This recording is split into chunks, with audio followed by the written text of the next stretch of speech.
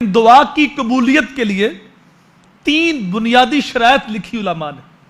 پہلی شرط تو یہ ہے کہ جب بندہ مانگے تو خلوص کے ساتھ مانگے، اس کے اندر ریاکاری نہ ہو، اس کے اندر تصنع بناوٹ نہ ہو۔ دعا کی عبادت ہے اور ریاکاری والی عبادت تو اللہ قبول نہیں کرتا، تو خلوص کے ساتھ دعا کی جائے۔ دوسری شرط دعا کی قبولیت کی یہ ہے کہ رزق حلال کمایا جائے۔ جو حرام سے بدن پلتا ہے اللہ اس کی دعا کو قبول نہیں کرتا۔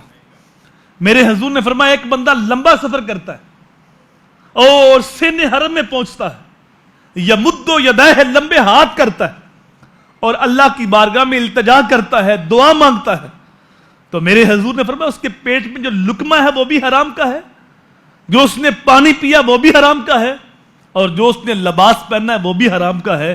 اب وہ دعا کر رہا ہے، اللہ اس کی دعا کیسے قبول کرے؟ تو اپنا لقمہ پاک کرے، حرام سے، مشکوک رزق سے اپنے آپ کو بچائے۔ اور تیسری شرط یہ ہے جب وہ دعا مانگے تو اس یقین کے ساتھ مانگے کہ مالک میری دعا کو ضرور قبول کرے گا۔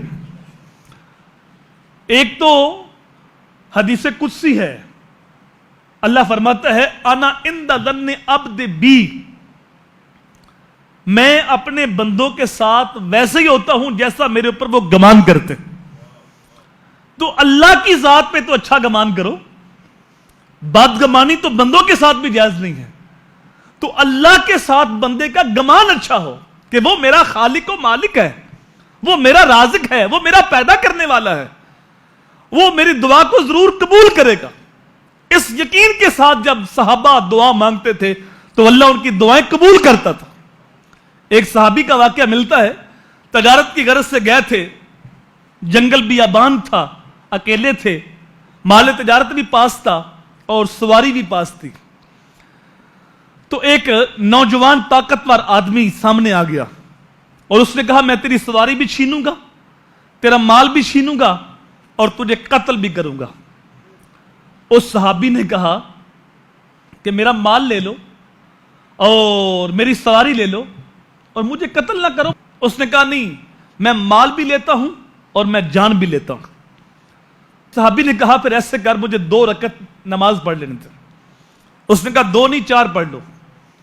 اس صحابی نے جب 2 رکعت نفل پڑھے اور اللہ کی بارگاہ میں دعا کی، التجا کی، ابھی ہاتھ منہ پہ نہیں پھیرے تھے تو ایک بہت ہی قداور شخص جس کے سر پہ امامہ تھا اور ہاتھ میں تلوار تھی، وہ درمیان میں حائل ہو گیا اور وہ جو ڈاکو تھا اس کی گردن کاٹ کے رکھ دی۔ اس صحابی نے اللہ کا شکر ادا کیا کہ اللہ کا شکر ہے کہ دشمن سے جان بچ گئی، لیکن اس آدمی کو تو میں نے کبھی پہلے دیکھا ہی نہیں۔ تو اس سے سوال کرتے ہیں کہ اے آنے والے، میری مدد کرنے والے، تو ہے کون؟ تو اس نے کہا میں 4تھے آسمان کا فرشتہ ہوں۔